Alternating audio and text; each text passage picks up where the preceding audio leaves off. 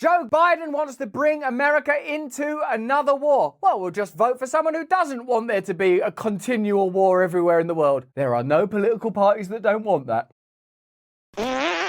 Hello there, you awakening wonders. Thanks for joining us on our mutual voyage that we undertake together, where we find new systems, where we finally determine to believe in independent media and independent political movements and recognize that change is necessary, and to abandon the narratives of the legacy media and to stand up against big pharma and the military-industrial complex. One thing you won't be deciding for yourself is whether or not to have a government in the United States of America that is not pro-war, because both the Republicans and Democrats are pro-Middle Eastern war, in particular with Iran. Now, Joe Biden, as you know, is already discussing ground troops in Gaza. And curiously, the idea of ceasefire or peace is now verboten, even to discuss it. Now, if you're a person that is affiliated with Palestine, I imagine you have extremely strong opinions about what's happening there now. And if you're a person with strong affiliations with Israel or Judaism or Islam and Palestine, there's so many ways for you to be personally offended and affected by this. But I would say for the rest of us, perhaps what we could look at is peace, ceasefire, solutions, ways of ending this. Again, I can understand if you are Israeli and you're like, well, we can't possibly because Hamas wants to execute everyone. Or if you're Palestinian, this is unfair, they're carpet bombing. All of those things. How can I, a man from Grays, Essex, England, possibly pontificate on that? But I tell you what we can talk about is whether or not it's best for the West and America in particular to unilaterally fund the perpetuation of wars between Russia and Ukraine, potential wars with China, war with Iran. Surely there must be a conversation about what is best for humanity as a whole, for the individual people across various regions. How come these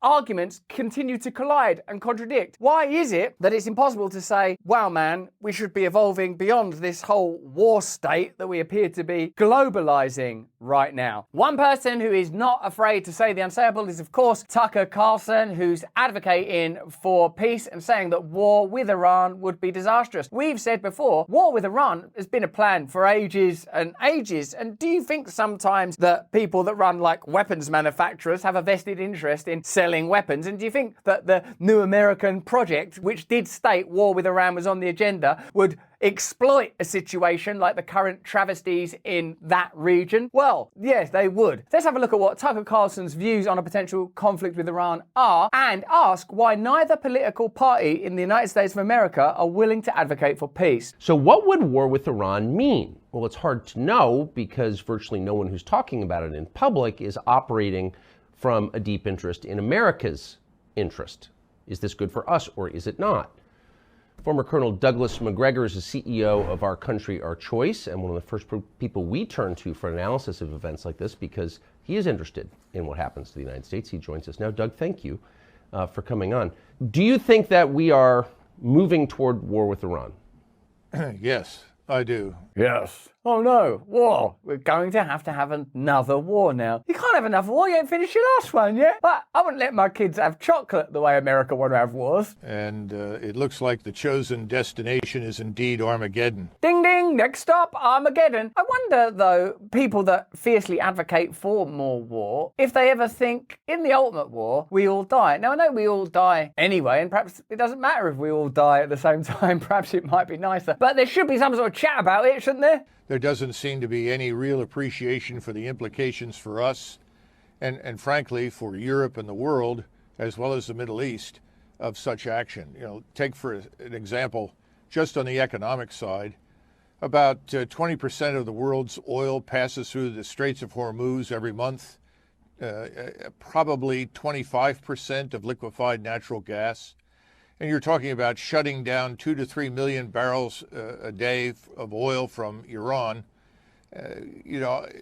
This entire region is involved in the war. This is not an Iranian monopoly by any stretch of the imagination. What Colonel Douglas Macgregor has just explained is that by going to war with Iran, you jeopardize that entire region, not just oil produced in that particular country, but many natural fuels or fossil fuels, however you describe them, that are produced in that region will be jeopardized. So essentially you're creating a cluster of conflicts and, I suppose, a massive energy crisis that's likely to affect everybody in Europe and North America. And I suppose there are some things that are simply worth doing that for. But is this price worth doing that for? Is that something that we've considered? Is that something you feel that you've had explained plainly to you? The same way that as the Ukraine-Russia conflict was escalating, was it explained to you that it was likely to create an energy crisis? Were you told that the Ukrainian counteroffensive would definitely be successful, even when the government themselves said there's no chance that's going to bloody work? What I'm advocating for myself is a kind of, as best as possible, holistic understanding of why this might happen. And if we, from watching Tucker Carlson and this general, can together conclude that it's likely to have devastating consequences, presumably the people that are advocating for the advance of this conflict also understand that, have gamed it out and mapped out and gone, do you know what, that's going to be good for us ultimately? Because it seems that the last crisis, the pandemic, was beneficial for the most powerful interests in the world. Big tech benefited, big pharma benefited. There's a problem when what a crisis for you, because it's going to cost you a lot of money to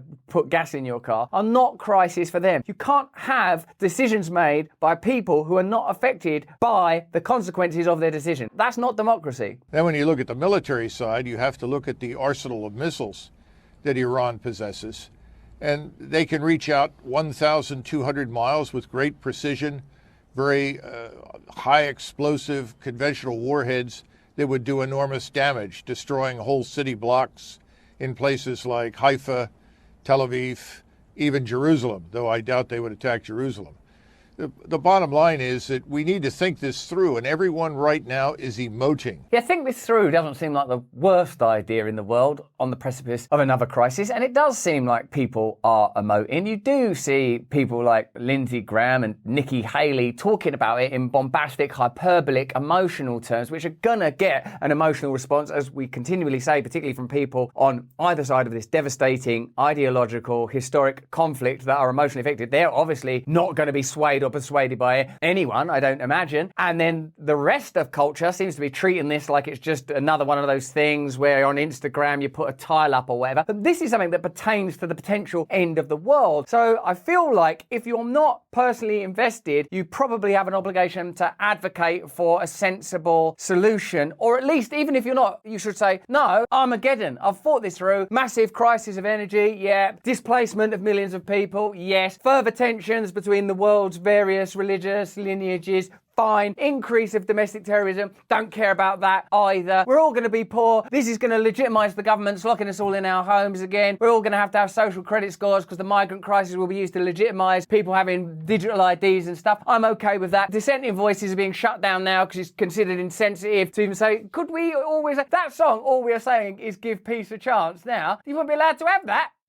All we are saying is... That was it. Well, what was the thing? That. We were just saying that bit. Okay, well, the Beatles aren't as good anymore then. We're creating a perpetual crisis and allowing it to affect everybody. At some point, we're going to have to recognise, wait a minute, this is one planet. Infinite space. We're going to have to look at some new models of working this stuff out and not just go with the elite establishment who benefit from perpetual crisis, because otherwise they're going to keep perpetuating crisis. Yep, I've seen it now. Right, okay, we're going to have to balance this stuff out by advocating for alternatives. No, let me know. There is no thinking anywhere. All of the bases that we have in Iraq and Syria, unfortunately, where we still have over 1,000 Americans, all of those would be targeted, and this time they would target them accurately, and this destruction would be wholesale. I would expect trouble here at home and in the United States because of the open border. Hezbollah has a very large operation in Mexico. There are no doubt many Hezbollah agents inside the United States. This was the type of language, right? Oh, Hezbollah could be in Mexico. Do you remember when I was younger, they used stuff like that to advocate for a war? That's what they used to say. We're going to have to go to war because there's terrorists, it's going to affect us. Now you've got to say stuff like that to not have a war. Listen, don't have a war. Why? Because of terror. There's a war against terror. It's peace against terror now. Everything's gone topsy. Oh, but these people are right wing. These people... I'll tell you what, mate, you might want to put that stuff aside at this point because we're all going to die. We can only begin to imagine the kind of trouble they could cause. Is it me, or does the future feel more insecure and uncertain? Wars, pandemics, lies, trickery. My cats keep having kittens. The last one's personal. For those who are in the United States, there is a way to secure your hard-earned nest egg. American Hartford Gold make it easy to protect your savings and retirement accounts with physical gold and silver. With one phone call, they can have physical gold and silver delivered right to your door, or inside a qualifying retirement account like your IRA or 401k. American Hartford Gold is the highest rated firm in the US with an A+ rating from the BBB and thousands of satisfied clients. Right now, they will give you up to $5,000 of free silver on your first qualifying order. This offer is only for US customers. Call 866-505-8315. That's 866-505-8315, or simply text BRAND to 998899. Get up to $5,000 of silver and protect your future in this crazy, crazy world with some solid precious metals literally made in stars. The missile and space program in Iran is very, very advanced, as is their cyber warfare capability. All of these things would be brought to bear against us. But what's most important, I think, for Americans to understand is if we attack Iran on the basis of Hezbollah's alleged willingness to attack Israel if Israel invades Gaza, we will end up in a fight with Russia. Russia will not sit by quietly and watch Iran destroyed by the United States air and naval power in the region. And once Russia enters this, it becomes much more than just a local conflict, maybe more than just a regional war. Now the weather?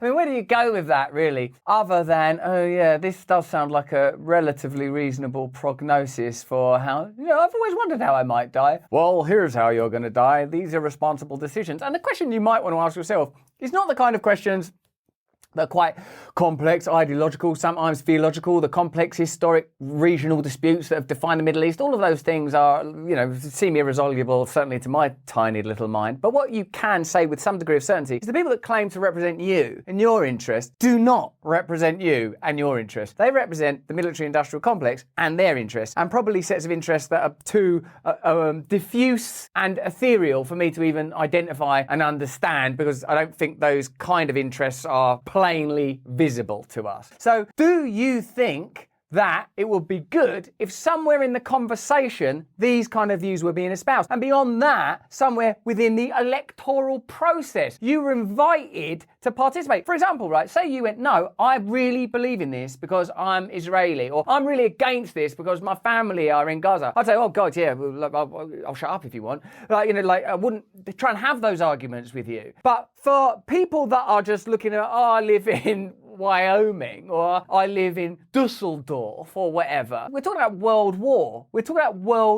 And we've already seen that global crisis equates to benefits for the most powerful interests in the world. How many times do we have to recite Julian Assange's edict? The function is to take public money, put it into private hands. Legitimize war. We can't just say we're doing this war because of stuff that seems pretty malfeasant. No, we're doing this to protect these people because this awful thing, that awful thing. What choice do we have? We have to do it. America is somehow the policeman of the world. Well, they're a corrupt policeman, and it's a policeman that's not operating on behalf of the community. It's a policeman that's operating on behalf of the interests of the powerful, which is the complaints that people have about ordinary policing sometimes, isn't it? Good policing would be, we work for you, the community. How can we protect you and make sure that a law that's there to protect you is observed? A bad policing would be, we're going to crush your dissent in favour of the agenda of the establishment. If you don't have any values or principles, you're just awash in a maelstrom. And because most of us are exhausted, I know many of you out there struggling between food and fuel, another winter's upon us, another mad pandemic could be launched at any time, curious, bizarre decisions to be made. It's very difficult to engage these kind of subjects. So easy to go for the emotional response. I'm on this side, I'm on that side, I'll post these kind of things. But I feel like we might need to look for a third way. This is Daniel R. DePetris, who's a fellow at Defence Priorities. As bad as the war between Israel and Hamas is, it could get even worse if the fighting expanded. Some US politicians and pundits are perfectly fine with the prospect and even recommended that the Biden administration take the fight directly to Iran, Hamas's main external backer.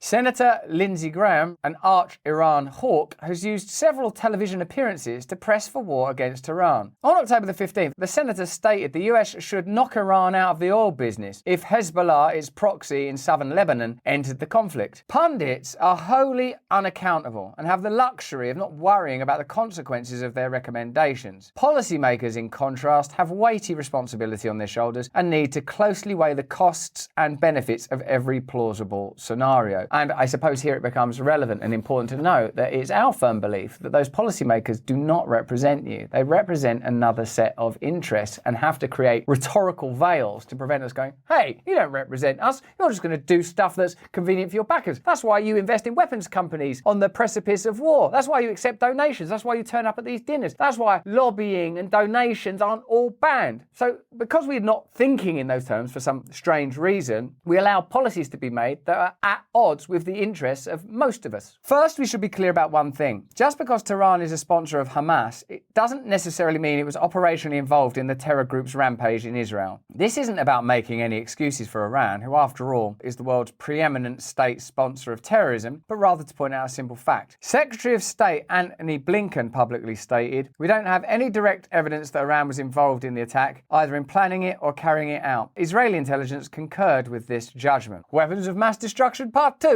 Of course, the terrorist attack is appalling. Everybody knows that. The same way as 9/11 was appalling. Everybody knows that. I suppose what we're discussing is whether or not to go to Iran or Iraq, or what the subsequent reaction to it, particularly by people that aren't directly involved, nations indeed that aren't directly involved, might do to contribute to making this conflict far, far worse. Certainly these are questions that require looking at. One would think, or at least hope, the US wouldn't take the country to war on incomplete or contradictory intelligence. After all, the US did exactly that in Iraq 2 decades ago, and the result was an unmitigated disaster for US power, influence and credibility. Some, like John Bolton, former President Donald Trump's national security advisor, have long advocated for the use of US military force against Tehran and used every opportunity to buttress their argument for military action. It's telling, however, that these same proponents fail to seriously consider the costs attached to such an operation. And the costs are so exceedingly high that whatever benefits may arise out of a military campaign are practically irrelevant. Any attack against Iran would turn the 30,000 US troops stationed throughout the Middle East into prime targets for an Iranian reprisal. We know this because American troops have been targeted by the Iranians before, not only through proxies in Iraq and Syria, but directly. The roughly 3,500 US troops in Iraq and Syria would be sitting ducks, having to dodge rocket fire and drone attacks from Iran's proxy network to a greater extent than they already are. American casualties would compel the White House to send even more US military power into the region for force protection purposes, which in turn would provide Iran and the litany of militias under its thumb with even more targets. One can't overstate just how quickly a situation like this could spiral into a fully fledged war between the US and Iran, which both have sought to avoid. And it's been noted that potentially that could include Russia. So it seems that what we have is a sensitive, complex situation that whatever else should be as free from hyperbole and hysteria as is humanly possible. Israel too would be in for a very difficult period. The IDF is an extremely capable force, yet it's never been tested on 2 fronts simultaneously. Although the missile attacks and airstrikes between Israel and Hezbollah over the past several days are a concern, those engagements have been limited thus far. It would no longer be the case if US bomber aircraft drop their payloads in Iran. It's inconceivable that Hezbollah would be restrained in such a scenario. This would not only be terrible for Israelis who live in the north, but also for those in Tel Aviv. Hezbollah's missile arsenal can reach Israel's major population centres. Unlike the rocket arsenals of Hamas and Palestinian Islamic Jihad, Hezbollah's missile capacity includes at least some with precision-guided technology. Casualties in Israel would be immense. Taking the fight to Iran is the last thing US should do. It was a terrible idea when it was proposed in the past, and it's a terrible idea now. And it seems like it's the sort of idea that would only be pursued by people who don't care about Palestinian lives, Israeli lives, Iranian lives, American lives, British, French, Syrian, Yemeni lives, perhaps even life itself, outside of a very narrow set of parameters and a very narrow set of interests. Whatever such a unipolar and hegemonic perspective is, it is not democracy. It is not advanced. It's not fair and just. It's not likely to lead to a better, more peaceful world. Think how at odds that assessment is with Joe Biden's almost ludicrously jingoistic proclamations on 60 Minutes. We're the United States of America, for crying out loud. We're America. We're the United States of America, for God's sake. Yeah, I hear what you're saying. But what about the sort of escalation because of the accessibility of these precision missiles? America? Those 3 syllables are not going to be sufficient to help the people of Tel Aviv in the event that Hezbollah target them, which in this analysis becomes a possibility. And the heightened emotions caused by an appalling terror attack and an escalating ground war in a region that has been historically more troubled than any that I can even think of. All of these things have to be considered. And to be dismissive of the very idea of peace, or looking for a solution, or not immediately alloying yourself unquestioningly to one side, because one side has historically been oppressed and the other side has been subject to genocide, and there are so many religious reasons that either side can call upon, otherwise this conflict wouldn't be happening, I suppose. That if we allow politicians, policymakers, weapons manufacturers, global hegemonists, the kind of unipolar forces that exploited the pandemic in order to create profit and shut down true democracy, if those voices prevail, if there isn't the introduction of nuance, conversation, uncertainty, doubt, inquiry, without those things, without the kind of Sturm and Drang and patriotism and bluster and simplistic online alliances that appear to define almost every issue these days, then the outcome is likely to be global war. It was already worrying that people were not advocating for peace between Ukraine and Russia because it's a situation that would inevitably lead to a nuclear conflict. Finding ways to mesh that together with this far more volatile situation in the Middle East is appalling and ridiculous. I don't think we should be afraid to advocate for peace. And if there are no political parties, if the Democrat Party want war because their interests are the military-industrial complex interests, if the Republican Party want war because their interests are the military-industrial complex's interests, or energy companies, or whatever kind of alliances they have, you know as well as I do, whatever it is they're saying and whatever it is they're doing, it isn't because we love the people of this region or we love the people of that religion. They don't care about that. You might really care about it. They don't. It's clear from their actions, from the events of the last few years, and the direction of flow of revenue, and what kind of people find themselves unpersoned or bell-marshed into eternal, trialless purgatory. I'm speaking, of course, of Julian Assange.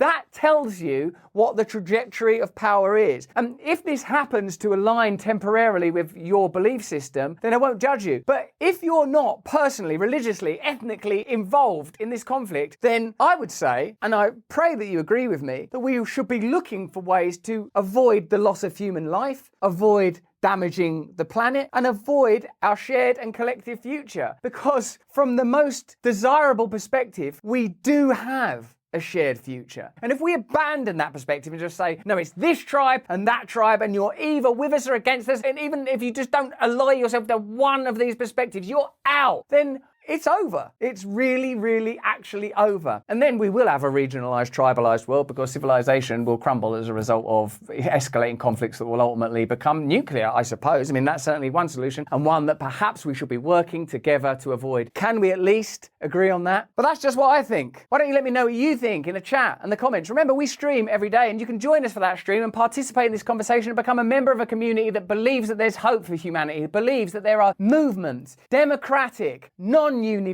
multipolar, decentralized but unified, democratic, community-based, sanctity of the individual respected, whether you base your identity on ideas that have emerged recently or are thousands or even tens of thousands of years old. We believe it's possible for us to live together here, and that is our aim. Stay free.